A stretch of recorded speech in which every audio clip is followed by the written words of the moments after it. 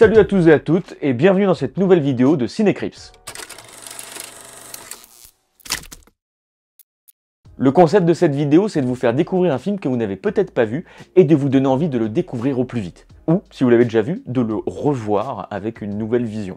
Si vous êtes du genre à vous poser des questions existentielles concernant ChatGPT, ou si vous avez déjà remercié Alexa ou toute autre aide domotique, car on sait jamais, eh ben le film que je vous propose de découvrir ce soir va vous plaire. Tu me dis jamais merci, toi? Quoi? Bah, tu me dis jamais merci quand je te rends service. Quand c'est Alexa ou Siri, là, y a pas de souci, on y va. Mais moi, cochi, walou. Attends, tu me rends quand service? Bah justement, si tu me remerciais, peut-être que je serais plus enclin à t'aider. Je vous propose donc de découvrir Ex Machina de Alex Garland, sorti en 2014. Alex Garland est un réalisateur, scénariste et écrivain britannique. C'est lui qui a écrit le livre La Plage, qui sera adapté plus tard au cinéma par Danny Boyle, avec, en rôle-titre, Leonardo DiCaprio. Plus tard, Alex Garland écrira le scénario d'un film qui remettra au goût du jour le film de zombies. J'ai nommé 28 jours plus tard, réalisé par Danny Boyle. Voyez un peu le palmarès du bonhomme. Avec Ex Machina, Alex Garland passe pour la première fois à la réalisation en nous proposant sa vision de la relation homme-intelligence artificielle. Ex Machina, c'est pas un énième film de science-fiction qui met en avant des robots qui veulent conquérir le monde. Oh bah j'étais prêt à en découdre, moi. C'est quoi ça encore? Bah je suis un robot. Bip boop, monsieur Roboto. Je n'ai pas compris votre demande. Mais alors, Ex Machina, ça parle de quoi? De ton ex, Machina. Je sais plus quoi dire en fait là.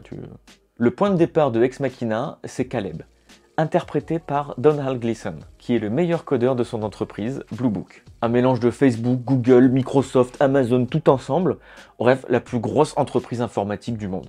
Et vu que c'est le meilleur, il gagne un concours interne qui lui offre le droit de vivre une semaine dans la ville à reculée, en plein milieu des montagnes, du mystérieux créateur de Blue Book, Nathan, joué par Oscar Isaac.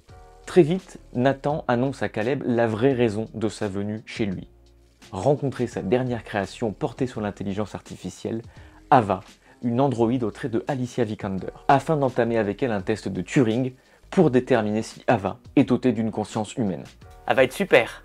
Alors pourquoi il faut voir Ex Machina? Alors déjà, visuellement, Alex Garland nous offre une esthétique à la fois minimaliste et immersive. Alors chaque cadre est pensé avec une précision chirurgicale, qui reflète l'ambiance froide et clinique de l'univers qu'il dépeint. Les jeux de miroirs sont omniprésents. Le décor principal est une maison laboratoire isolée au milieu de nulle part. Imaginez une architecture ultra-moderne, tout en verre et en béton, nichée au cœur d'une nature sauvage et indomptée. Ce contraste saisissant entre la technologie de pointe et la beauté brute de la nature crée une atmosphère à la fois apaisante et oppressante. On se sent à la fois émerveillé par la beauté des lieux et inquiet de l'isolement qu'ils imposent. Mais c'est le parfait décor pour un huis clos. Le huis clos au cinéma, c'est comme dans les romans ou les pièces de théâtre. Voilà. C'est une action qui se passe dans un lieu unique où les personnages ne peuvent pas en sortir. Ici donc, le laboratoire maison. Ex Machina devrait être regardé rien que pour le design de Ava. Il est juste incroyable.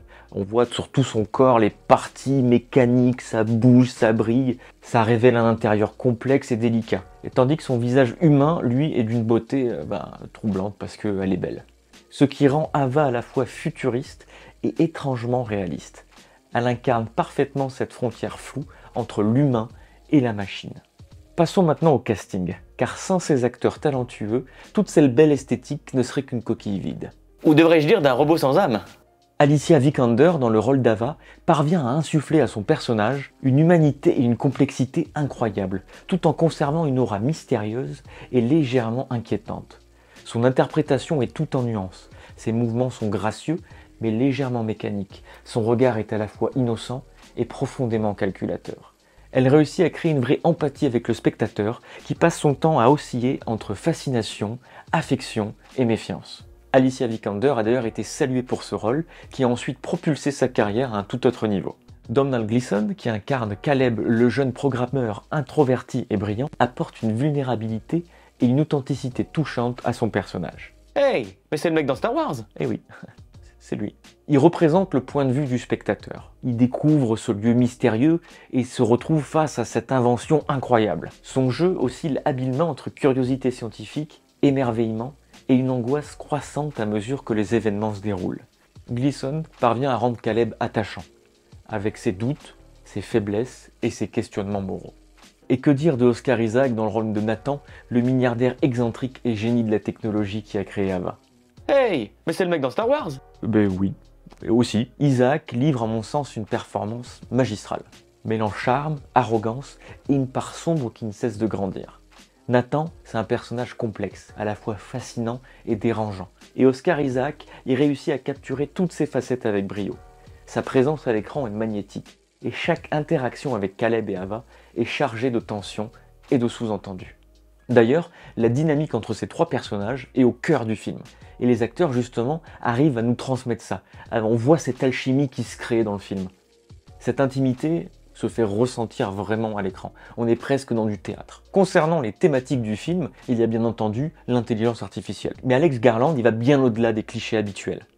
Il explore les implications morales, éthiques et philosophiques de la création d'une intelligence artificielle. Qu'est-ce qui définit la conscience? À quel moment une machine cesse d'être un outil et devient un être sensible à part entière? Quelles sont les responsabilités de l'homme concernant la nouvelle forme de vie qu'il vient de créer? Et surtout si pour Ava, il faut des petites piles ou des grosses piles, ha ha ha. Le film, il aborde aussi la thématique du pouvoir et du contrôle. Nathan, en tant que créateur excentrique, joue complètement à être un dieu. Dieu qui manipule non seulement Ava, mais aussi Caleb, et par extension, le spectateur. Les jeux de manipulation et de domination, ils sont omniprésents. Et le film donc nous pousse constamment à nous interroger sur qui contrôle réellement qui. Après tout, Nathan, en tant que créateur d'Ava, n'est-il pas un dieu? Cette question de Dieu se retranscrit notamment via le nom du film, Ex Machina, venant du latin Deus Ex Machina. C'est une expression qui nous vient tout droit de la tragédie grecque, où un des acteurs incarnant un dieu à l'époque était amené sur scène via une plateforme, la machina. En arrivant sur scène, le dieu apportait la solution afin que l'humanité soit heureuse, la Deus Ex Machina. En parlant d'humanité, c'est également un thème central au film. À travers Ava, le film explore ce qui fait de nous des êtres humains. Est-ce notre conscience? Nos émotions? Notre capacité à ressentir de l'empathie? Ou quelque chose de plus abstrait? Ouais, genre une âme.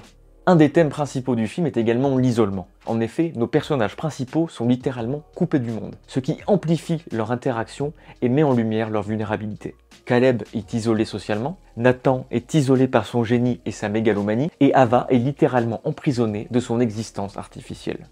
Cet isolement sert de toile de fond à l'exploration de leur psychologie et ajoute une couche supplémentaire de drame et de tension à l'histoire. Enfin, Ex Machina touche à la question du genre et de la sexualité, surtout dans la manière dont Ava est conçue et perçue. Le film interroge la sexualisation des intelligences artificielles. La fameuse Rule 34. Oh non, on va pas parler de ça. Ah bah si. Bip boop. Bah vas-y, explique du coup.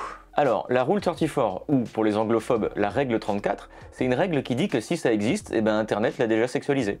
Bah oui, du coup il y a vraiment tout qui est sexualisé. Et si c'était ça, le propre de l'homme? Pouvoir sexualiser tout et n'importe quoi. Ex Machina est donc un film à voir car il est complexe et fascinant. Il combine une esthétique superbe et une réflexion profonde sur des sujets qui touchent à notre époque. Je le rappelle, le film est sorti en 2014, bien avant ChatGPT. La réalité rattrape la fiction à grands pas.